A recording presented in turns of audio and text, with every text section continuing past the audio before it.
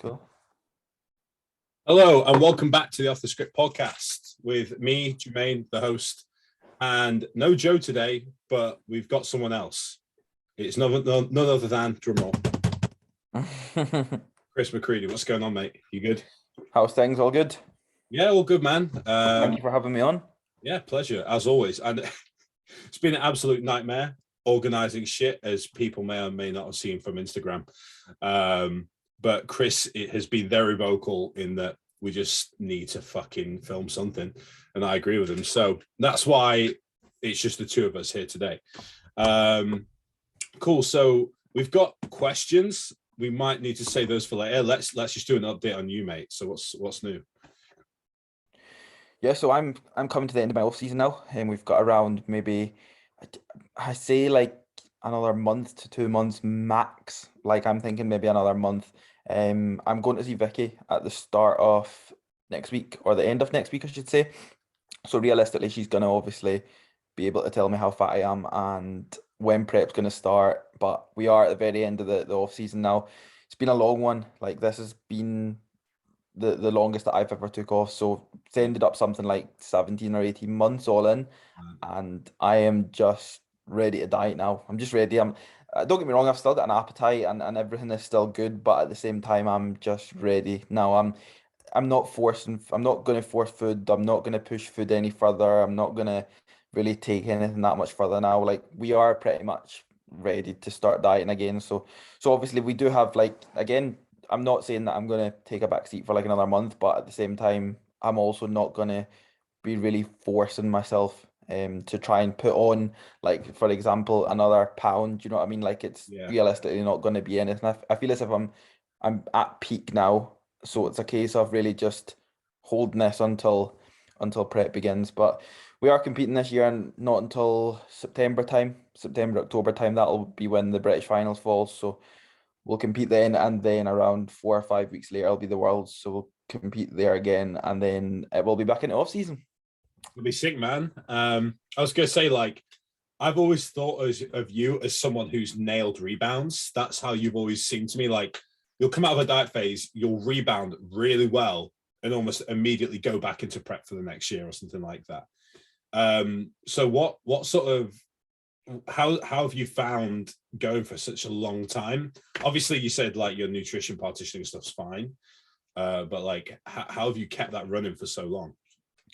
It's to be fair, it has been hard. I'm not going to say it's been very easy, because like what you just said, that I've been so used to just coming off of a contest prep phase, being in my off season for 5 or 6 months max, and then being straight back into prep.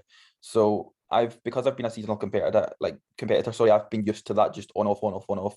So having this extended off season, I had to obviously get used to that pretty much 3 times over, kind of thing. So it was like I've not dieted throughout this whole off season either. I've not done any like cutting faces or anything like that. It has just been primarily just pushing, and then maybe holding for like a month and a half, and then pushing again, holding for a little bit, pushing again, kind of thing. Because realistically, I'm not going to be able to push for 18 months solid and not take anything from it. So I've got to that point where I've pushed up and performance has been at the very top, and then I've held that and just maximized the most out of my performance. And then once that's kind of started to dip, pushed up again, and then obviously just done the exact same. So it's ended up maybe like 3 times I've done that. And I'm probably still at that kind of bit now, where performance is where it needs to be and is at the highest. So I'm not really worrying too much because of that. It would be different if obviously performance was down the drain. Then I would maybe look into a lot more things, but I kind of go off of performance more than anything else. Yeah, that was kind of similar to my off season. Obviously, mine was, God, like even longer than yours. Mine was 24 months, I think, something. Like that. And I didn't diet in that entire time, and a lot of that was just holding at a certain weight for a set amount of time. Yeah, and pushing, and yeah, by the back end of this off season, I was a fucking, like, I mean, you saw me at pretty much near 250, and I was fucking just full blown, mate. Mental, man. Mental. I was fucked up. I felt fucked. And then immediately off the back of that, I was like, yeah, okay, diet time. And I did my pre-contest diet, so I pulled off 18, 20 odd pounds. So Yeah. that's why I've been sat for a little while now. And obviously I'll be prepping as well this year. So that'll be interesting because I don't think I've prepped at the same time as you've been Don't prepping. think so. Even That'll be interesting. potentially have, but I think this year is going to be a big one because there's so many people competing. Like everybody's competing this year, so it's going to be very good for everybody. And I think it's going to be also good for the likes of like more so collaborations and things like that. Everybody is going to be a lot closer as well because so many people like we're all pretty much, well, I mean, don't get me wrong, we've just moved to Durham, but we are so much closer to Rotherham again. But pretty much everybody's now training out of Rotherham, so Yeah, bro. everybody's more together. Do you know what I mean? It makes it so much easier, but everybody's together now, so I think it's also going to be a big thing for everybody. It's exciting for sure. Like my training environment now going forward for prep is almost going to be like a fucking prep camp. Rotherham, because like we've got George and Jack have pretty much just moved in, or they're moving in this week. Yeah, moving in, yeah. So and they're going to be dieting, prepping there. Obviously, George is going to be, I believe, with AJ for this entire prep as well. So me and him are going to be pretty much in one camp. And then on top of that, we've still got like Finn and Reese and all these sort of people. Caitlin's about, like, there's so many people around that gym now. So it's cool to see everyone's kind of like come way closer, and it is a lot Definitely. I think that's kind of off the back end of the past 2 years and how sort of separate everyone's kind of felt. And this is like why this podcast was kind of became such a big thing for me and Joe, was just because like, okay, how do we stay in touch with all these people? So yeah, it's cool. Definitely. So I tell you, I think like the Arnold Classic, I think the Arnolds have actually done this because it was like realistically the Arnolds was the biggest like thing that everybody was looking forward to and the biggest like expo and show that everybody was at, and it just took for everybody to be around each other again, and then it was like right, true. I spent pretty much the entirety of that expo just finding people. Legit, so many people took so much away from it. It was just literally a communication kind of thing. Everybody just wanted to be together. Yeah, for sure. It was funny at the night show. I remember like, God, how many people at the night show? There was obviously me, Joe, a few people from Ultimate Fitness were there. You were there. There was, I think there was it was Jack Richardson, George Osborne, and like a whole nother group were there. And you saw while we're in there, and like Nathan Styles was in there as well from like tons of people were just around. Doing that pro show as well. That was like quite a cool night because I went up to get like a fucking Diet Coke or some shit from the overly expensive like fucking hot dog stand there. And it just in the queue, you're just chatting to like 5 or 6 people who you've seen online or you know. Yeah. Before. And that's just like, yeah. I'm super excited for the Arnold this year as well. I know Body Power's back. Don't really know if I'm going to go to that. We'll see.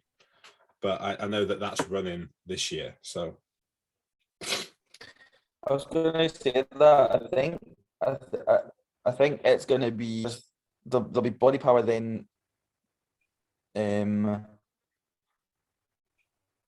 The Arnold's again, obviously after FitX. I'm not sure when it'll fall this year, but there's quite a lot going to be going on, I think. Yeah, I want to go to FitX. I've not been to FitX yet, so that's on my list for sure. I just need to figure out, while obviously I'm prepping and dieting, how I'm going to manage that while being in prep. I think that's going to be around the midpoint where I'm going to be pulling food back up for a little while. Yep. And if that's the case, that'll be ideal because it gives me a bit of a breather to do shit like that. So that lines up well. 1 second, bro. I'm just going to blow my nose. Yeah, man. No worries.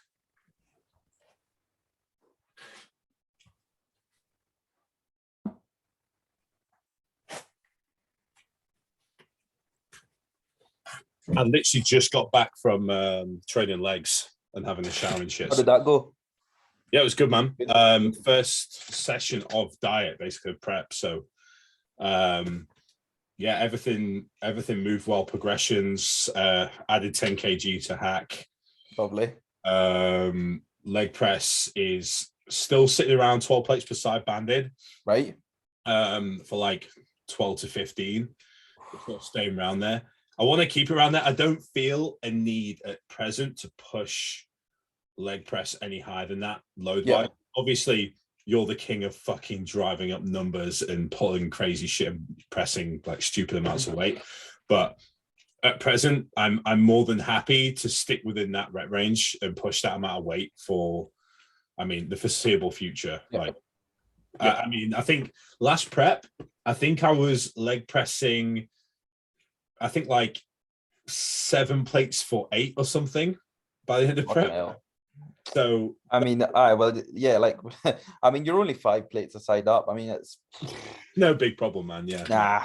And a few reps as well. Fuck. Yeah. So I mean, I think as well, it's good to find like a kind of sweet spot within where you know you perform well and where you very much connect well, because it's easy enough to bring your reps down, but you can sometimes connect a lot better with a 12 to 15 set over like a 6 to 9 set. Do you know what I mean? Yeah.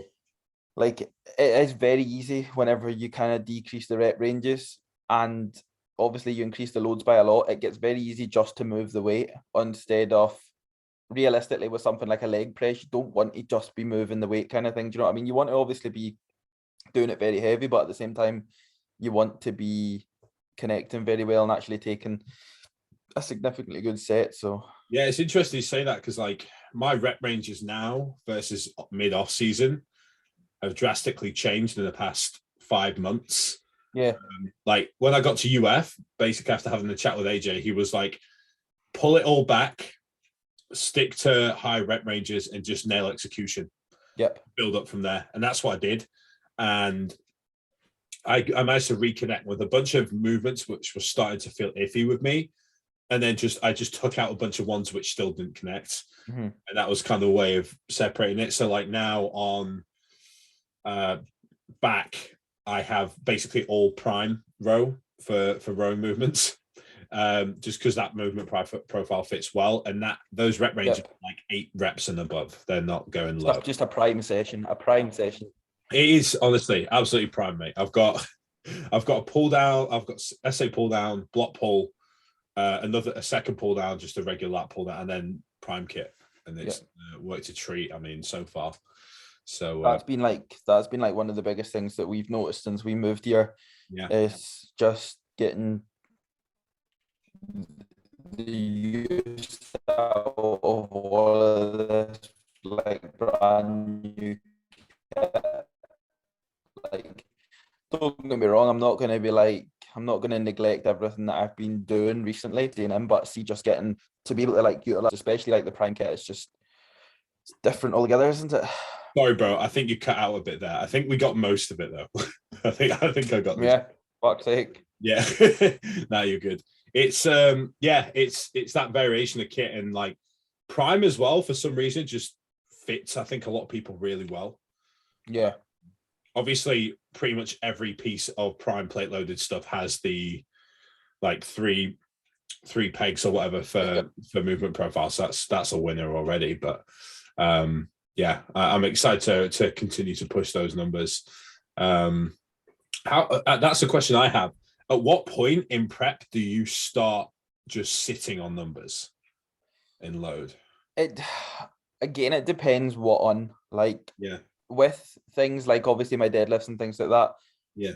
Whenever I start getting to that point where I maybe think that I'm going to start not necessarily stalling on things or regressing, but if I think that they're maybe not feeling heavier or a little bit, like for example, if I had more energy the week before, I would pretty much change up an intensity strategy over anything else. Okay. Would that be like what? So intensity strategy in terms of like rest pauses, muscle rounds? Yeah, pretty much. Okay. Something down the lines of that, or for example, adding like a different tempo, or adding in a pause, or just different things. Yeah, sorry, bro. It keeps cutting out. I got that though. I think everyone You want me to try and like disconnect my internet or like not reconnect it? Sorry. Yeah, maybe give that a go. It's not too bad. It's just we're missing like it's just a bit patchy, right? So Right. we can understand Yeah. what you're saying, but it's not ideal. Right, let me try it. All right, bro.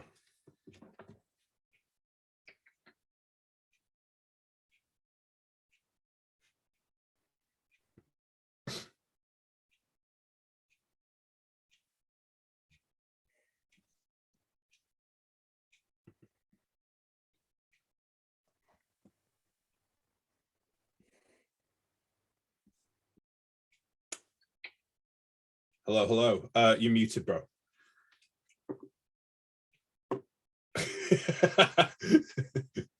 Hello. I fucking hate this. Fucking see the issues with podcasts, man. That's it. I'm never doing a fucking podcast again after tonight. Yeah. When are you getting your Wi-Fi? New Wi-Fi put in? Friday. Okay, Well, Friday. Okay, that's not too bad. You've to only be got. fair with you, it's in here, Oh, sick. Yeah. You got your modem or whatever. but it needs to be installed in that. Okay, gotcha. So Yeah, it just takes time, bro. Fucking nightmare. I've got to think about that because I'm gonna be moving, I guess, in the middle of prep, ideally, right, in that little place, just closer to Rotherham. right, yes, And I was at one point I was gonna be moving in with Jack and George. love that. I like two's a party, but I feel like if it was three people Mhm. dying in a house like that, I feel like it would become. I mean, I just thought in my head like 3 weeks out, just a bunch of guys all basically doing the same shows, just all like fucking corpses. Everybody 3 weeks out, yeah. Yeah. Like I don't know if that would be a good environment to be in. Something that energy, you know. Somebody's getting murdered. Yeah. Yeah. It'll probably be George chefing someone up. I feel like Yeah, pretty much. Neil Jack, basically. But yeah, no. So are you far from the gym now? I'm not. It's not too bad. I'm on the other side of Sheffield from Rotherham, so it takes me about, on a good day, 35, 40 minutes to drive in. Right. But like this evening, traffic, I hit rush hour.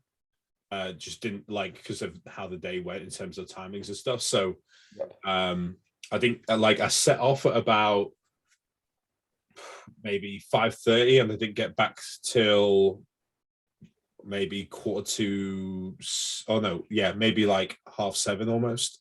Fuck. It was like long, bro. Yeah. So when it's taken an hour plus to get back, it's not ideal.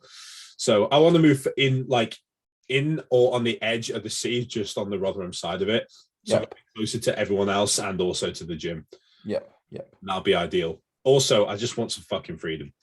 Like I've been living with my mum for the past maybe, God, I don't know how many months it's been now, since I moved from Birmingham.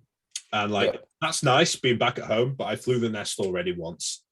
I don't want to be like just sat here for too long. So yeah, fingers crossed I get that sorted. I want to try and actually like buy a place as well. Yeah, that would be cool. Yeah. Definitely. So then I'm like set in stone. It's concrete. I don't have to worry about it. Just obviously mortgage and that. So, yeah, absolutely. Be much easier for you as well, and like especially throughout prep and that as well. It'd be a lot harder to deal with things like rush hours and that on prep. Yeah, bro. Like, realistically, you're going to have your food and that with you, but at the same time, just patience and all that kind of stuff. Just in rush hour, I don't fancy it. Hypo stuck in traffic, just like fuck that. Yeah, I want to be closer, so I don't have to do that because like basically the way I have to go through, I have to cross the M1 almost to get into Rotherham. So you basically just get stuck in whatever traffic comes down there every single time. Not ideal. I know. I think, not to dox them, but George and Jack are Barnsley side. Yeah. So they're probably a bit better off in terms of traveling down. So how long will it take them to get in? Like maybe like 20 minutes. Is it closer? Yeah. Right. Cool. It's not too bad. And they don't have to fucking cross motorways, so it's a bit easier for them. Excellent. Now we just like we've obviously just moved to Durham because our tenancy was coming up where we were in Carlisle, and realistically we weren't going to sign on another 6 months. And we at the start we were looking for Rotherham, like we were all set in stone and moving for Rotherham. Yeah, I but remember you saying that actually, I think. yeah, that was the plan, but so much started happening, like, and everything was happening the opposite way. So we weren't getting any chances to look at any houses, like obviously further down Rotherham way, or even just anywhere in general. So because obviously the contract and that the tenancy was expiring where we were, it was just a case of, right, well, not even what's the next best thing. It was pretty spontaneous. We were like, well, why not Durham? Do you know what I mean? Like, Yeah. it's got obviously what we need. It's the difference. Obviously, there's different kind of environment and a little bit of atmosphere compared to Rotherham. Don't get me wrong, but at the same time, it got to that point where I was pretty much just moving for equipment kind of thing. Yeah. And like, it's So, not like, again, you're further in now. It's not like you're on like the outskirts. You're not going to have to travel 3+ hours or whatever to see someone. no, well, that's literally it. So, and like we were saying that as well, to Durham to Rotherham's like an hour and 45 minutes. Do you know what I mean? So Too bad. will be easy. Like I say that as easy. Do you know what I mean? Because I'm always used to traveling like 3 hours for a fucking training session. Do you know what I mean? So it's going to be a lot easier that way, and obviously it'll be a lot, even to get like a couple of times a month to Rotherham, and then just to kind of refresh that bit of inspiration working with everybody. Good shit, man. Yeah, no, if you that's the thing as well. I was thinking about, like, one of the reasons I want to have a house around there as well is that also I'd like to be in a position where if someone needs to, let's say, come to Rotherham, and needs to crash somewhere, they can crash at mine as well.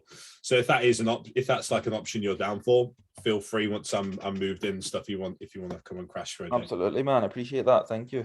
Yeah, that'd be cool.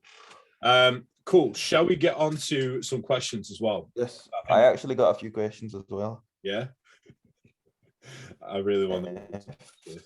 You want to go first? Yeah. Okay. From the co-host who can't be here, has Khif used the Nautilus pullover yet?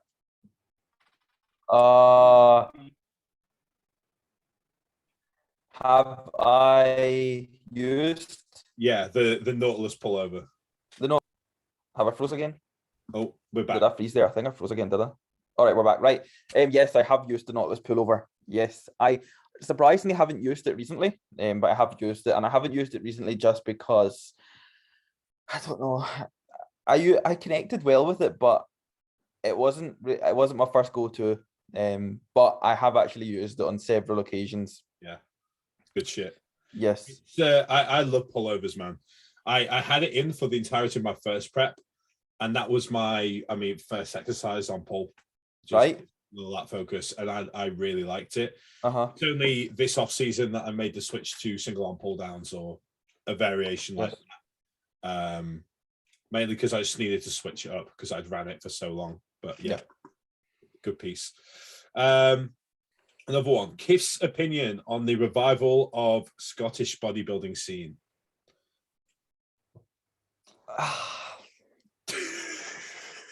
Okay. I mean, there's a select. I could probably count on.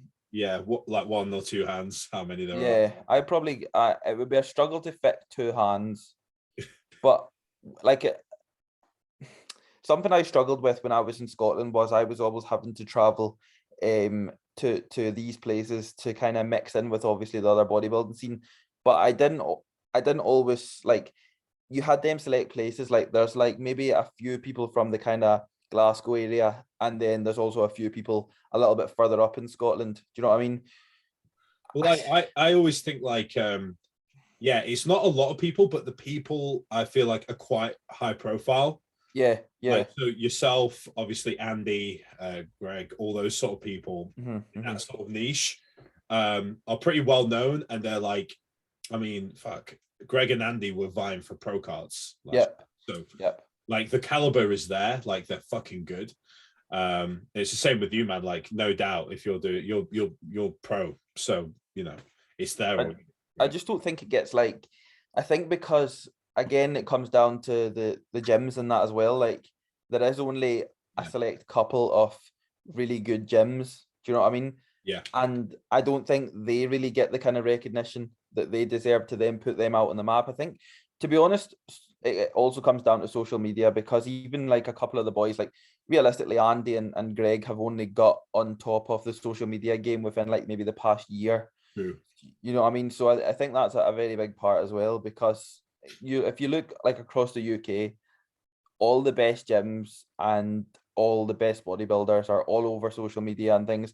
Therefore, it creates a lot, like a much bigger environment. Yeah, yeah, much bigger profile. So yeah, okay, that's fair. I agree with that. I think I would like to see a lot more people. Don't get me wrong. I would like to see a lot more people, and I think it eventually will come. But at the same time, I think all of the younger generation bodybuilders nowadays just want to be classic bodybuilders and don't actually want to be that's good true, man. bodybuilders.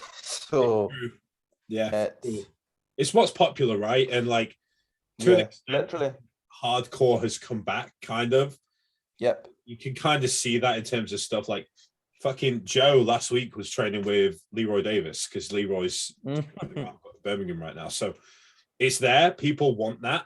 And I think, it will come with time, but because of like the culture you guys have as well of training that way, of pulling 300 plus off the floor, you know, that'll come with time for sure. Definitely, man. Definitely. Okay, another one. Thoughts on influencers in the fitness industry? Laughing face. Just generally, I guess. I don't even know how to answer that. I think that is quite general. Depends. Depends. There's definitely depends who you classify as a. Yeah, go on. Yeah, it's like there's levels to it. So like being an influencer could be from something as small as this, I guess. We're a podcast, people watch, they listen, they've sent us questions, they want to hear answers. Influence. But on the other hand, you do have people who are more up the ladder, like AJ, or anyone who's got like in the tens of thousands of followers or hundreds of thousands as well. Like, and there's definitely shit stuff out there, but there is also like gold for sure. Sadly, however, most people gravitate more towards the shit because it's more flashy and showy, and that tends to be the case. I think that's my opinion. Yeah, that's absolutely true. And to be honest with you, it just comes down to a lot of people that aren't too knowledgeable and aren't too experienced will always go towards somebody with a higher following over somebody that may still have a high following but not as much. And instantly that kind of puts down gratification to the people of the less knowledge. That then puts the people with the less following down as not knowing what they're talking about, and realistically the people with the less following probably are the ones to go to. Do you know what I mean? Yeah, for sure. People place a hell of a lot of stock in the level of influence. The more followers you have, the more traction you'll get, the more people who you'll have coming to you for whatever. And I don't know where the flipping point for that is. I think you can still have it at a lower level, just to a lesser extent. Like, I'm sure there's people who we know or know of who have like 10K followers and just preach utter shit, and they'll have a very select group of people who will listen to them still. But yeah, that's our opinion, I think. Okay, from James Humey, what's the competition goals for you both this year? We've sort of covered that, but there's another podcast that will be going up before this.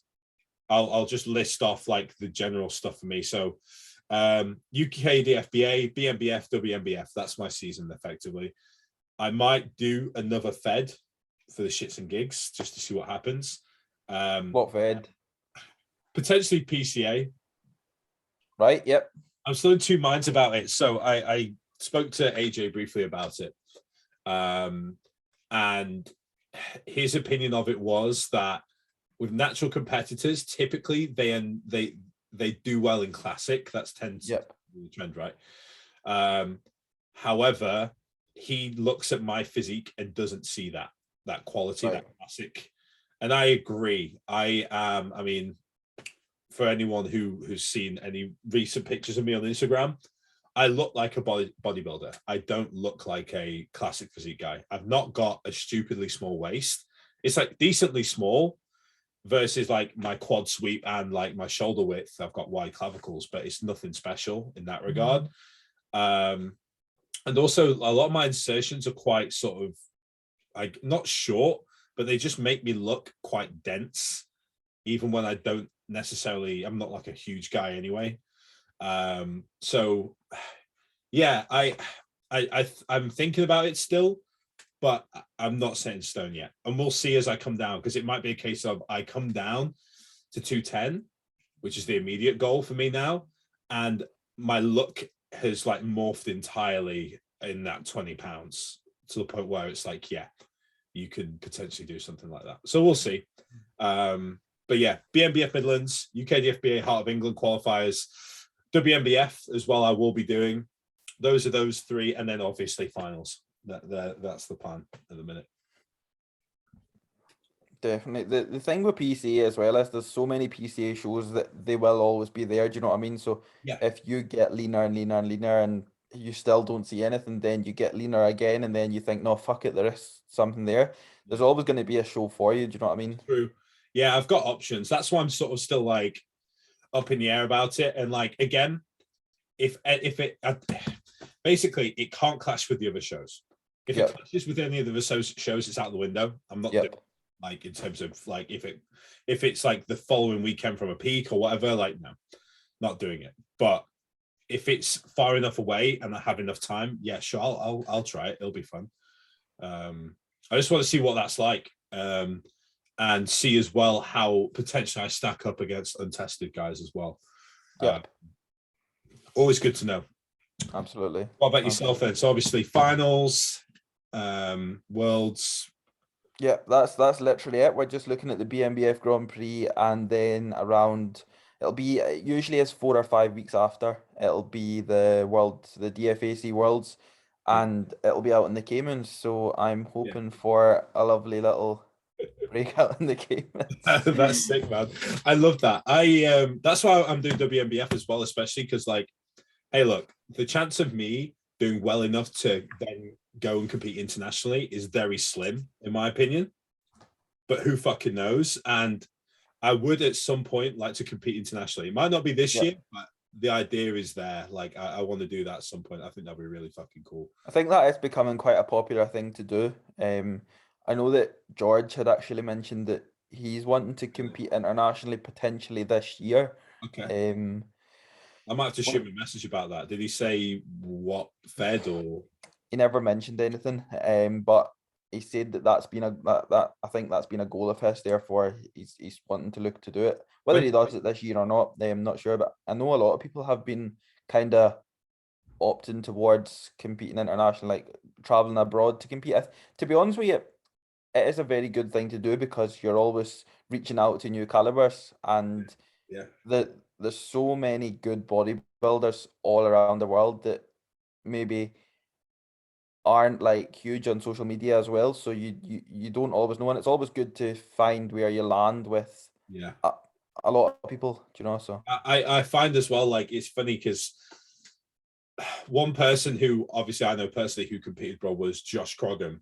So he got his pro card WNBF last year, men's physique, went and competed in Vegas and placed top 3 at the out there. So that's fucking cool. And for at least for his division, his level of conditioning and the look he brought, like they appreciate, I think, and this goes for I think most international shows, they appreciate the quality that British guys tend to bring. Like there's a certain look, I don't know how to explain it. There's just a certain thing that you get from British natural bodybuilders as well as open bodybuilders or whatever that is a bit different from everything else. And And same as well with like I've seen recently a few, I think Chinese and Japanese competitors popping up, natural like guys, and they're super impressive. Yeah. Structurally like unbelievable. And that's another like niche out there. Like there's qualities in different places around the world. So it's super interesting to see where they land and where they stack up for sure. Yeah. Absolutely. Absolutely. Okay. Any plans to compete in untested shows naturally in brackets and or IFBB? Okay, we've sort of covered that, but are you planning at any point then? I think you've been asked this a million times to jump to IFBB. To be honest, I probably wouldn't naturally. I've got no interest in doing it. Like I get a lot of people kind of saying as well, because there's been a lot of people gaining their IFBB Pro cards as a natural. Yeah. And getting people being like, oh yeah, you should jump in because you'll absolutely get your IFBB Pro card, etc., etc., etc. You should see where you fall against obviously untested people and like two bro shows and that, and obviously because it's the IFBB route. I obviously want to know that I'll be competitive. Yeah. I want to know that, like, I don't want to win an IFBB Pro card and just put it in my Instagram bio and become a shit bodybuilder. Yeah, it's so true. This is something that I've like spoken to, I think, Caitlin about a bunch of times, where we've looked at certain people, mentioning no names, and obviously not being rude about it, just objectively, we've been like, if that person turns pro, their sort of potential as a bodybuilder going forward kind of dies, because then they might be like in their 30s, been doing it for like decades or whatever, and they've only just turned pro, and then how much are they going to improve after the fact, you know? Which is always like a big thing. Like I want to, like, hand on heart, I will say I would love to compete and turn pro, but I will only do it if I know I can be a good pro. Like I'm confident in that. So and there's certain physiques out there who like are really impressive. Like on Instagram, one person who comes to mind straight away is One Punch Naz. I don't know if you know who he is. He's a super impressive, I guess, classic physique competitor, who's like, he's been on everyone's radar for a long time, like as being a genetic phenom as well. And he will easily turn pro just because he's genetically unbelievable and he's young still, you know. So if I'm in a position where yes, I can see it, I will absolutely consider doing it. Yes. Is that kind of the same with you then? Because obviously, let's be real, you're incredibly advanced for your age as a bodybuilder, as a physique. It would just be, I would just want to be a very good pro, and I would want to be very competitive. Like that's one of the big winning their pro cards, but the part of that is good, except you then can no longer compete with any natural federations apart from IFBB. And unless IFBB, which I absolutely would not agree with and don't see the point of, bring forward their own natural, like, fucking federation or whatever you want to call it, unless they actually bring something like that forward, no natural is going to be competitive when it comes to pro shows. No chance. Interesting. Yeah. What are your thoughts on, like, because there is some IFBB affiliate natural shows. What are your thoughts on them? Like, I always look at an IFBB pro card as we're losing him. Pinnacle, the biggest there is. Like, are we back? We're back. Holy shit! We're back. Yeah. Fuck's sake. See if you don't fucking sort my Wi-Fi out in the next fucking 24 hours, people are gonna get fucking right. So yeah. So what I was saying was, wait, I forgot what I said. No, I think you said, like, yeah. It's just within naturals, right? So if you gain your pro card as a natural, can no longer compete within natural federations. Realistically, if you compete again, obviously, I'm assuming say, for example, you're young and you want to compete again, if you go into a pro show, even placing top 10 is going to be very hard. And then it's like, you can then always say that, oh, well, you can always get better. So say you place 12th this year and 11th next year. Yeah, that's good. But then what happens? Are you going to keep coming back every single year to try and get 10th, 9th, 8th, 7th, 6th? Do you know what I mean? What's... For sure. Like at that point, you've got to accept the fact that you're going to have to make the leap, right? Yeah, yeah. Is that something you're thinking at some point? You do that, make the jump, or? To be honest, when the time's right, like I've got things to still box off within natural bodybuilding. Sure. And fingers crossed, we are going to be obviously shooting for them this year. If we can box them off this year, which would be really good. Yeah. So that's why I've always just got to keep in my mind that I still have a month left in this off season, and I cannot let it go to waste because we've got a few things still obviously to box off within natural bodybuilding. Yeah. Obviously, age in that as well comes into play. We're still very young, but at the same time, it's like I would hate to jump. I would hate to move way quicker, and then I would also hate to leave it too late, if that makes sense. I know what you mean. Like, one person who I always looked at as like an example of someone who trained balls to the walls for like, I think 15 plus years before actually doing anything. I think he turned pro men's physique naturally first and made the leap, was Arash Rakbar. Right, yes. Trains out of Powerhouse Gym, New York. So his whole thing was like, he obviously did all the Dorian style blunt force trauma training, did that for 10 plus years, built up enough tissue to then turn pro in men's physique, which is least muscled category in the IFBB. And then at that point, he was like, I genetically have the ability to do well here outside of this class. And that's when he made the leap. If it's something like that, 100%. I think that is a smart decision, but you've got to have already made your mind up. I think that you're willing to do whatever it takes after that, after turning pro, for sure.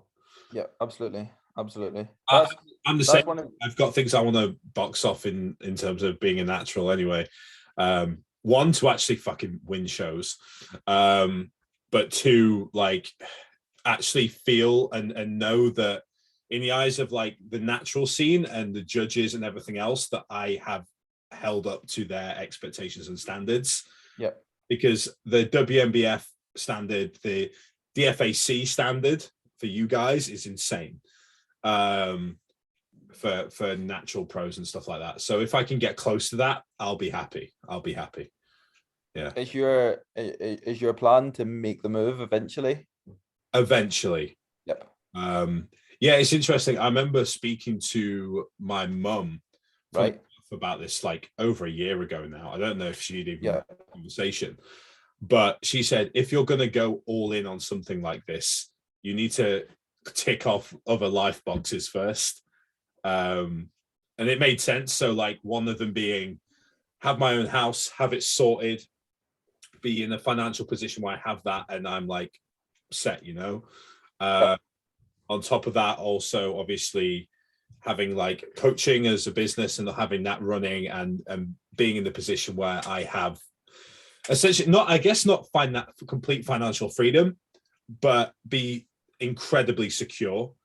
And also to like have the blessing of enough people in my immediate vicinity that I care about opinion wise on the topic. So like my mom, obviously, if that's her like way of getting blessing, I'm more than happy with that. Like I'll do that, you know, before making that leap. And also in terms of like, I guess like if I go to someone like, I don't know, David K, for example, if I go to him at the end of the season and he's like, you have smashed it, you look great, you've got great potential going forward, hearing certain people, like in yourself even, opinions from certain people about level of, I guess, potential matter to an extent as well, and will play a role in my sort of decision around that. So absolutely, definitely. Cool.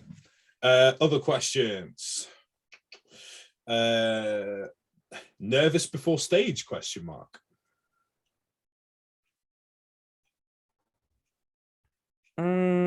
I don't think I don't think I get nervous, but I do get some sort of weird like little fucking butterfly sensation. Yeah, it's yeah. For me, I have a background in performance anyway. For people who Yep. don't know, I grew up doing musicals, operas, playing in bands, all that sort of shit. I was a music kid and a performing arts kid. So it doesn't at all feel sort of unnatural or like scary to me or really stressful. I'm very chill and can go with the flow. Yep. And I think that showed in terms of like my first season. It's like how I was backstage with the people. Like, I mean, there's infamous pictures of me, Jack Richardson, Matt Berry, a bunch of other of like natty guys from 2019 in juniors. Basically us taking fucking pictures in the glaze room and pissing off the women there who were doing touch-ups and stuff for tan. And just being stupid and having fun backstage, like, and that's to an extent a part of the experience. And like I'm a firm believer that yes, when it comes to going on stage, you need that like 15-20 minutes to just take a second, breathe, go. Just like performance, right? But also enjoying that process of being there, I think massively drives down stress for a lot of people. Just enjoying the company you're in if you can. Yeah, absolutely. That's probably one of the biggest things. I like, even from me with a growing up with the pro wrestling, that was one of the biggest things that I know helped me wonders.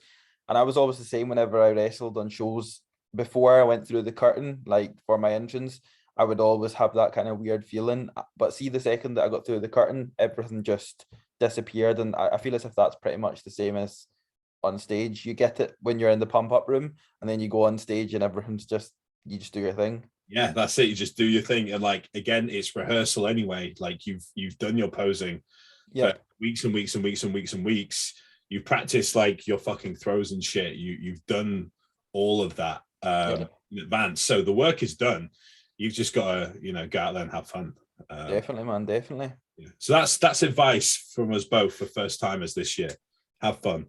Have fun. That is definitely probably one of the biggest pieces of advice I would give to any first time competitors. Just enjoy it. Yeah, man, for sure. Okay, one last one. This is from, absolutely, I think you know her as well, Amy Louise Fit on Instagram. So right, yes. Yeah. Would you rather only be able to squat with a booty band that will never squat again? Fuck. Holy shit. Probably never squat again. Okay, no, wait. We need to, oh, fuck, here we go. Because you can still, I'm just, for the sake of debate, right? You can still, if you could squat still, yep, still do your squats with like 220, 240, 260, whatever you're squatting. Yep. You have to have the fucking booty band. So you're still going to get the leg growth. You're still going to make progress. You'll still do all these shit. I'm probably going to get the leg growth, but I'm probably also going to get like a 5 times bigger arse from it. Squatting 240 kilo with a booty band on. Yeah. You've got to account for that in your programming, man. You might just have to pull back on hip hinge volume or something. I don't know. I'm gonna have to pull back on everything that's got any form of fucking... oh man, fuck that shit. Also, you'll just be known as the pretty pink booty band guy, wouldn't you? Oh man, I would have to literally buy endless amounts of booty bands that blend into my clothes, so nobody would be able to see them. Yeah. You just have a different booty band for every day of the week. Fuck that, man. Okay, cool. That's the end of my questions. Fuck. That was a good last one. I've got a few on here. Are you keeping the same training split when prep starts? Does that change up for you? So I've sent over AJ my current split. He's not really had any direct involvement with it. He seems happy with it. I mean, again, my progress, especially at the back end of this off season on that program, speaks volumes to it. Like, and I've had a few people say to me, "Oh, why are you doing that? That's unoptimal." Because it's one rotation of training and it's over 6 days. But it's very much sort of bro. It's literally pull, push, rest, legs, like arms, delts, rest. That's it on repeat. You just do that every week? Yeah. Over the course of 6 days, and it just repeats the same sessions as well. And I mean, if you look at people who have ran that, that's not like, I don't see why people, I mean, obviously having 2 rotations of training is great, but there's other benefits of having a single rotation. The frequency of those exercises that I'm doing means that, like, my ability to use motor units in that exercise and my familiarity with those exercises means my strength progression on it is arguably a lot faster than someone who'd be doing like double rotations or whatever. And on top of that, because I've had that much time work with that movement, I've managed to get the intricacies of it down to a T. Nailed. And like to the point where, like, slight variations in degrees of flexion, I notice them, very clearly. So, and that's like, I attribute a lot of that as well to, like, the reason I'm doing that rotation is because I have weak points.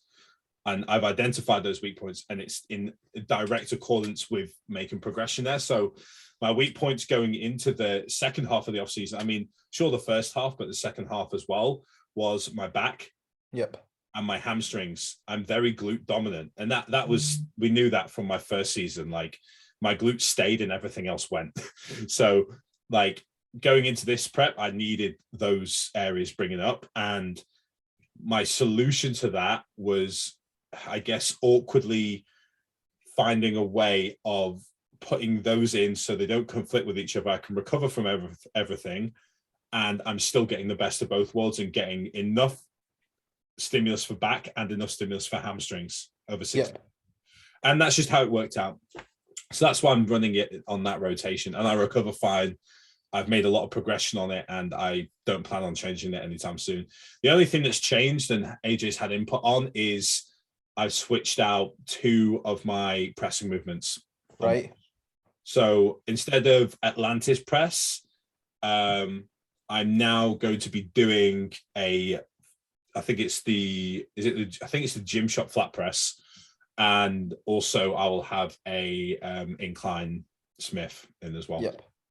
And those are the only changes, and I'm more than happy with those 2 pieces. So yeah, that's perfect. Yeah, man, that's perfect. To be fair, like, well, even going back to the question, I mean, nothing changes for me moving into a prep phase. I pretty much run. I've always ran the same split over and over and over again. Like, I will, obviously, I don't logbook or anything like that. I don't have a specific one-off like training plan, and I don't have obviously rotations and things like that. But at the same time, I will always know what exercises I'm going in to do, and what exercises I know I enjoy, what exercises I know work. So it's just a case of, realistically, my split's always pretty much the same. Like, I'm kind of like you on that base. I only have one rotation. Do you know what I mean? I have one week of training. I'll do it next week. I'll do it the week after. I'll do it the week after, kind of thing. So that's really always the same. If anything, over the course of prep, maybe the only thing that'll change up will be a few kind of intensifiers, but that'll really be the only thing that will change throughout my training.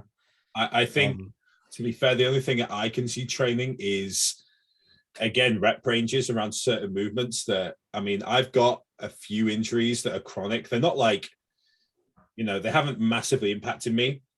My ability to train. It's just, I basically partially tore my pec when I was about 18. Sure. So I was benching, I was warming up. I wasn't even top setting. I was warming up with 100 kilo and came down flat bench. I haven't flat benched since. Came down, and at the bottom of the rep, I just felt it pop. And I heard it as well. I was like, fuck. Managed to press it back up, rack it. And I was like, okay, the fact that I pressed it back up in the first place is a good sign.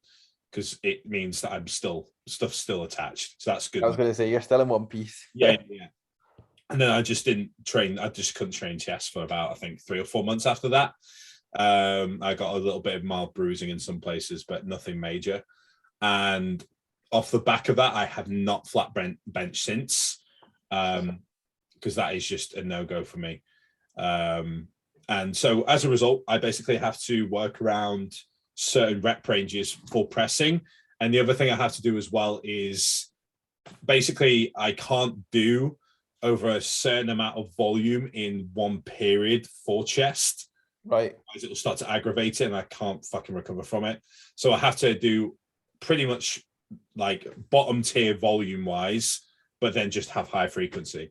So that's why my pressing is in twice in one rotation, because I have a press day and I have a push day. So yeah, that's me. Absolutely. Makes sense. Yeah. All good. Any other questions?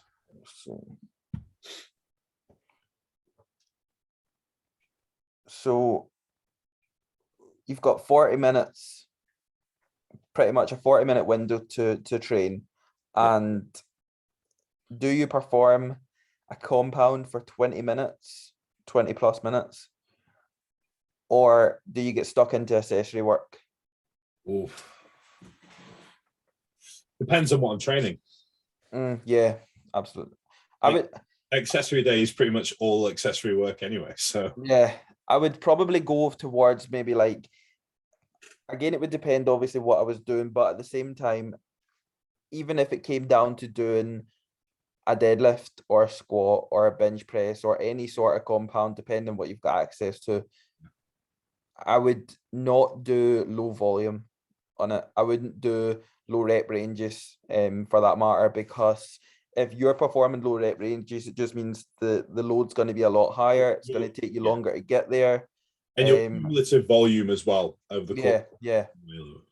So yeah, I would probably look towards more so, obviously, if you're still going to do a bigger move, do the bigger move, but just be careful with, don't be doing 3 to 5 reps, 3 to 6 reps.